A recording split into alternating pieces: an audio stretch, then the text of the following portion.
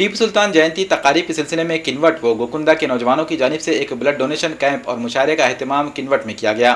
इस कैंप में बिला लिहाज मजहब व मिल्लत सैकड़ों नौजवानों ने खून का अतिया पेश किया। राष्ट्रवादी कांग्रेस पार्टी के जिम्मेदारान प्रवीण मुक्कलवार और मार्केट कमेटी के चेयरमैन अनिल पाटिल ने भी इस कैंप में पहुंचकर खून का अतिया पेश किया।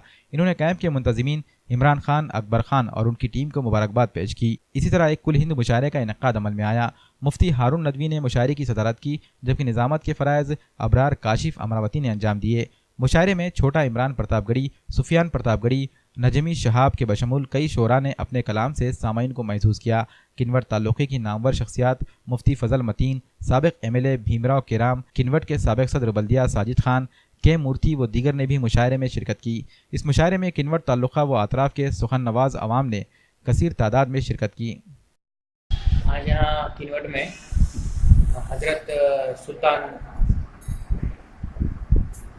इसके जन्मदिन पर ब्लड कैंप रखा था, तो इमरान खान नगर सेवक और यूथ की तरफ से ब्लड डोनेशन कैंप हुआ। यहाँ पे 54 ब्लड डोनेट हुए और अच्छी तरह से सब ने सहकार्य किया इस डोनेशन में।